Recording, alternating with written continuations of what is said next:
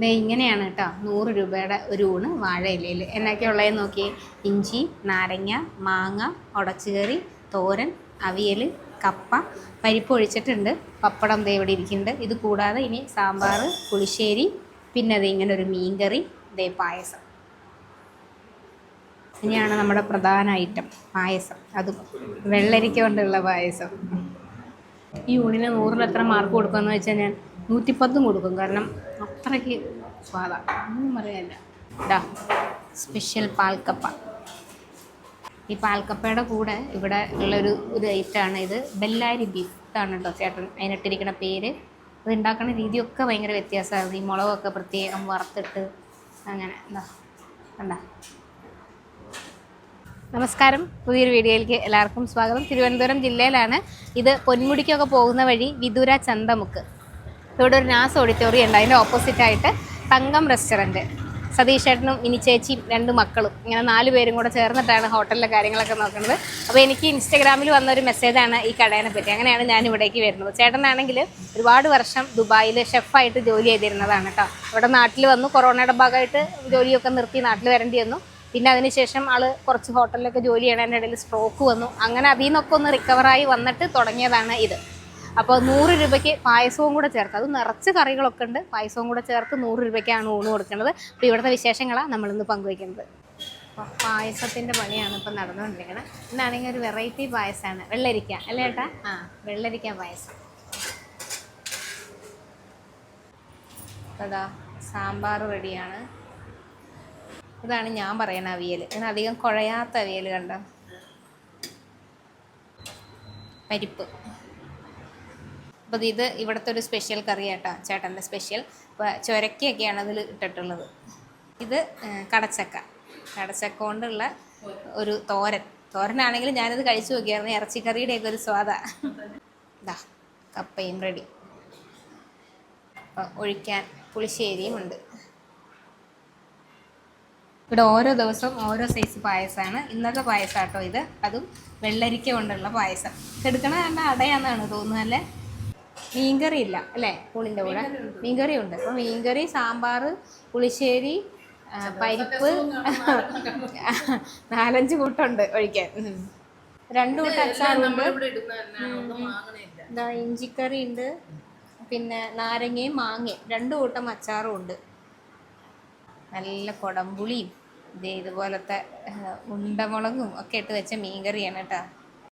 മീൻ വറുത്ത് വെച്ചേക്കണയാണ്. ഇന്നിപ്പോൾ അയലയാണ്. അപ്പോൾ പാൽക്കപ്പയാണ് കേട്ടോ ഇപ്പോൾ അത് ഉണ്ടാക്കിക്കൊണ്ടിരിക്കണത്.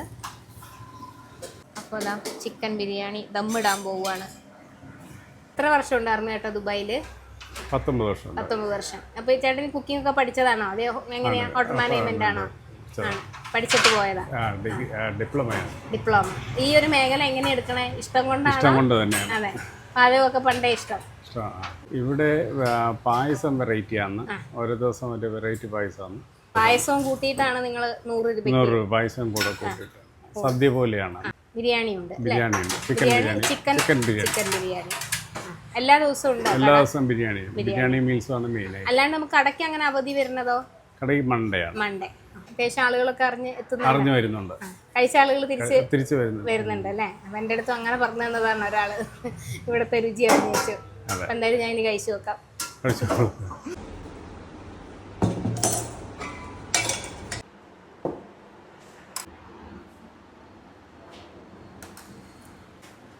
ചോറ് കുറച്ച് മതിയടാ. മതി.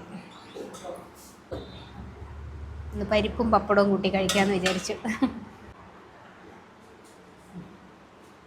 ഇതാ പായസം.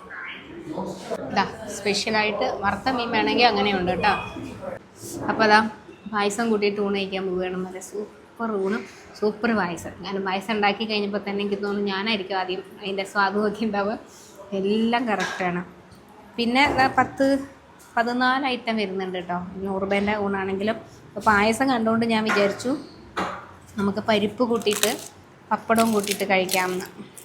എനിക്ക് ഫേസ്ബുക്കിലെ സതീഷ് കുമാർ, ഇവിടുത്തെ ചേട്ടൻ്റെ പേരും സതീഷ് എന്നാണ്, സതീഷ് കുമാർ എന്ന് പറഞ്ഞ വേറൊരു മാഷ്, അദ്ദേഹം അധ്യാപകനാണ് നവോദയയിലെ ആളാണ് ഈ കടേനെ പറ്റി അയച്ചു തരുന്നത്. അപ്പോൾ തങ്കം റെസ്റ്റോറൻറ്റ് എന്ന് പറഞ്ഞപ്പോൾ ഞാൻ വിചാരിച്ചു ഏതോ വലിയ ഹോട്ടലാണ്, നമ്മൾ പൊതുവെ അങ്ങനത്തെ അല്ലല്ലോ എടുക്കാമെന്നൊക്കെ ഞാൻ ചോദിച്ചപ്പോൾ ഇല്ല, ചെറിയൊരു കടയാണ്. ചേട്ടൻ ഇങ്ങനെ ഒരു ഇതൊക്കെ കഴിഞ്ഞ് അതിൽ നിന്ന് റിക്കവറായി വന്നിട്ടേ ഉള്ളൂ, പറ്റുവാണെങ്കിൽ ഒന്ന് ഹെൽപ്പ് ചെയ്യണേ, അവർ മാത്രമാണ് കുക്കിങ് കാര്യങ്ങളൊക്കെ ചെയ്യുന്നതെന്ന് പറഞ്ഞു. അങ്ങനെ ലൊക്കേഷനൊക്കെ അയച്ചു തന്നിട്ട് വരുന്നത് കേട്ടോ. ഏകദേശം കറികളൊക്കെ ഞാൻ ടേസ്റ്റ് നോക്കിയായിരുന്നു ആദ്യം തന്നെ, അതുകൊണ്ട് എനിക്കറിയാം എല്ലാം നല്ല സ്വാദാണ്. കുറച്ച് മതി ചേട്ടാ, കുറച്ച് ചോറേ ഉള്ളൂ.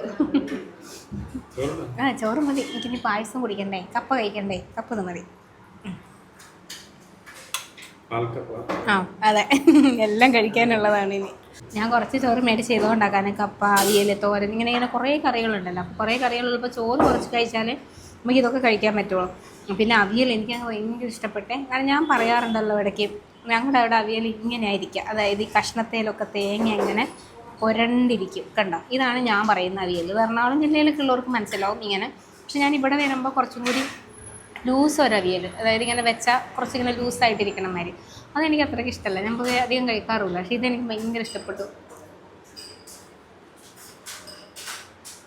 എനിക്ക് നമ്മളവിടെ വെക്കുന്ന പോലെ ഉണ്ട്. പിന്നെ ഞങ്ങളവിടെ അവിയൽ ഏത്തക്കായാണ് കൂടുതൽ ചേർക്കാം. ഇപ്പം ഇതിനകത്ത് അങ്ങനെ തന്നെയാണ്, അതൊക്കെ ഉണ്ട്. പിന്നെ ഈ കടച്ചക്കേൻ്റെ കൂട്ടാൻ, കടച്ചക്ക എന്ന് പറഞ്ഞാൽ എല്ലാ നാട്ടിലേക്കും അങ്ങനെ തന്നെയാവും പറയാല്ലേ.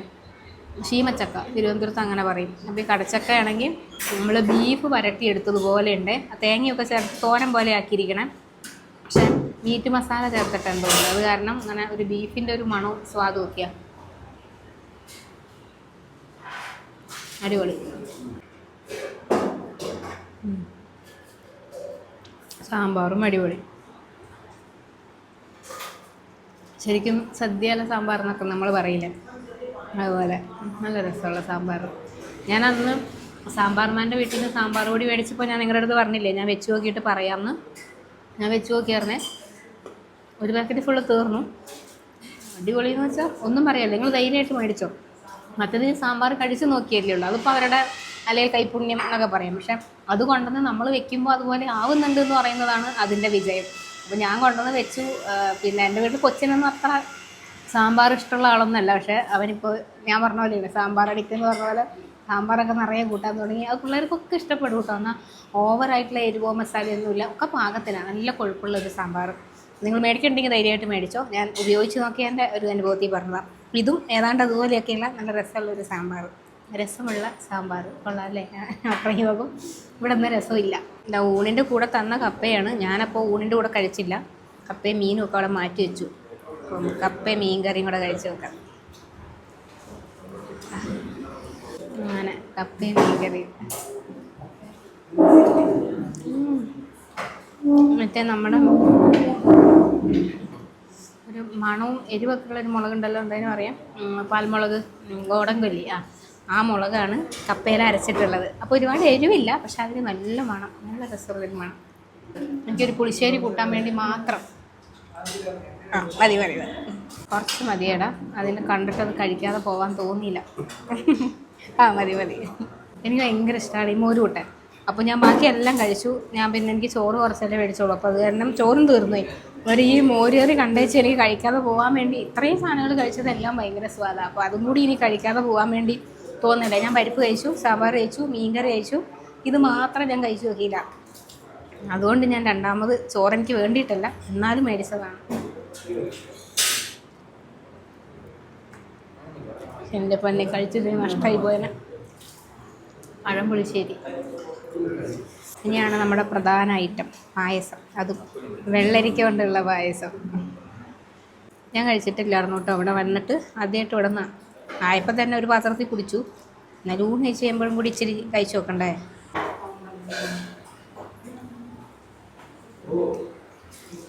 ഒന്നും പറയാനില്ല. ഓരോ സാധനങ്ങളും 100-ൽ എത്ര മാർക്ക്, ഈ ഊണിന് 100-ൽ എത്ര മാർക്ക് കൊടുക്കുമെന്ന് വെച്ചാൽ ഞാൻ 110 കൊടുക്കും. കാരണം അത്രയ്ക്ക് സ്വാദാണ്, ഒന്നും പറയാനില്ല.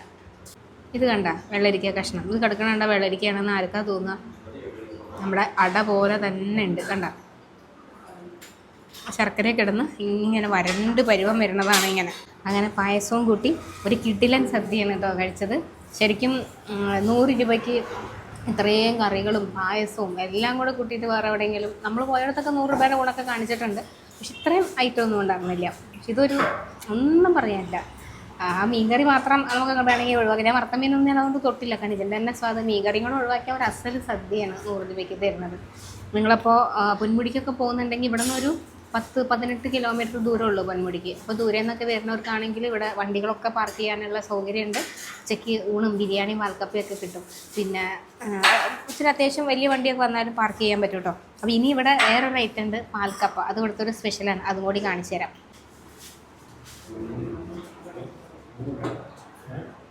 നമുക്ക് ഈ പാൽക്കപ്പയും ബീഫും കൂടെ മിക്സ് ആക്കിയിട്ട്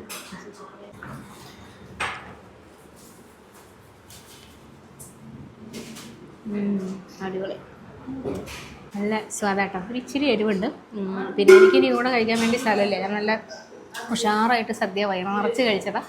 അപ്പോൾ ഇത് പിള്ളേർ കഴിച്ചോളും. അപ്പോൾ കഴിഞ്ഞ ദിവസത്തെ വീഡിയോയിൽ ഒരാളിങ്ങനെ കമൻറ്റ് ഇട്ടു, നിങ്ങളത് കഴിക്കല്ലേ, ഇപ്പം എന്തിനാണ് അതിൽ കൈയിടുന്നത്? കൈയിടാൻ വെച്ചാൽ നമ്മളിത് മൊത്തത്തിൽ ഇങ്ങനെ ഇളക്കല്ലോ, സൈഡിൽ നിന്ന് നമ്മൾ കഴിക്കല്ലേ ചെയ്യാം. മാത്രമല്ല ഞങ്ങളെല്ലാവരും കൂടി ചേർന്നിട്ട് ഇങ്ങനെ ചുറ്റും കൂടിയിട്ട് ഇരുന്ന് കഴിക്കും. അപ്പോൾ ഞങ്ങൾ 2 പേരുണ്ടാവും, ചിലപ്പോൾ ഞങ്ങൾ 3 പേരുണ്ടാവും, അല്ലെങ്കിൽ 5 പേരുണ്ടാവും. അപ്പോൾ ആരാണോ ഉണ്ടാവുക ഞങ്ങളെല്ലാവരും കൂടെ ചേർന്നിട്ട് ഒരു പ്ലേറ്റിൽ നിന്ന് കഴിക്കും. ഇപ്പോൾ ഊണ് ഞാൻ കഴിച്ച് തീർത്തു.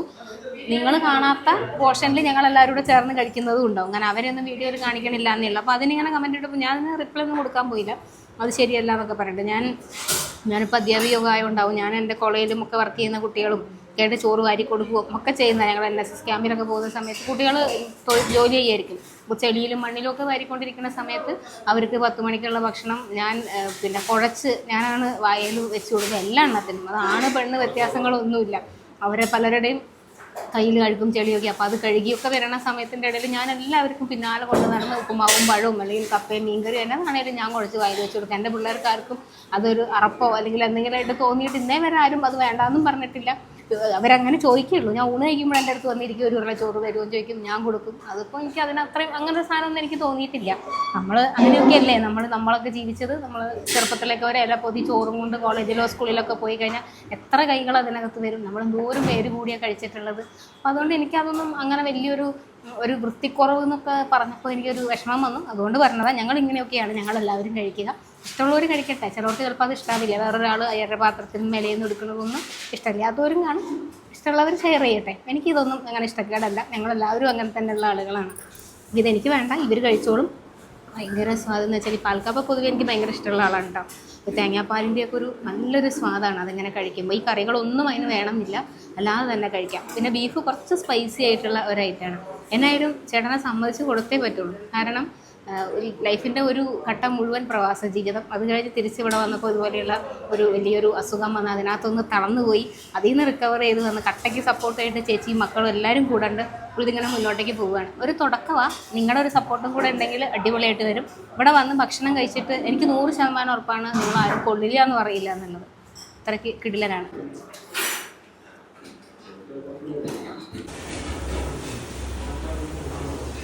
ലൊക്കേഷൻ ഡിസ്ക്രിപ്ഷനിൽ കൊടുത്തിട്ടുണ്ട്. ഞാൻ സതീശേൻ്റെ നമ്പറും കൂടെ കൊടുക്കാം. നിങ്ങൾ ദൂരെ സ്ഥലത്തു നിന്ന് പൊന്മുടിയൊക്കെ കാണാൻ വരുന്നവർക്കാണെങ്കിൽ മീൻമുട്ടി വെള്ളച്ചാട്ടമൊക്കെ ഇല്ലേ, അപ്പോൾ നിങ്ങൾ വരുമ്പോൾ കുറച്ച് നേരത്തെ വിളിച്ച് പറയാമെങ്കിൽ ഇവർ കുറച്ചധികം പേർക്ക് വേണമെങ്കിൽ, ഇപ്പോൾ വലിയൊരു വണ്ടിയിലൊക്കെ വന്ന് കുറച്ചധികം പേരൊക്കെ ഉണ്ടെങ്കിൽ ഊണ് റെഡിയാക്കി വെക്കണമെങ്കിലോ അതല്ലെങ്കിൽ ബിരിയാണി റെഡിയാക്കി വെക്കണമെങ്കിലോ ഒക്കെ വിളിച്ച് പറഞ്ഞായിരുന്നാൽ അതും കൂടെ ഇവർ ചെയ്തു തരും കേട്ടോ. അപ്പോൾ ഇന്നത്തെ കാഴ്ചകൾ അവസാനിപ്പിക്കാം. ഈ കട പറഞ്ഞു തന്ന സതീഷ് മാഷിന് ഒരു വട്ടവും കൂടെ നന്ദി. പുതിയ വിശേഷങ്ങളൊക്കെ ആയിട്ട് ഇനിയും വരാം.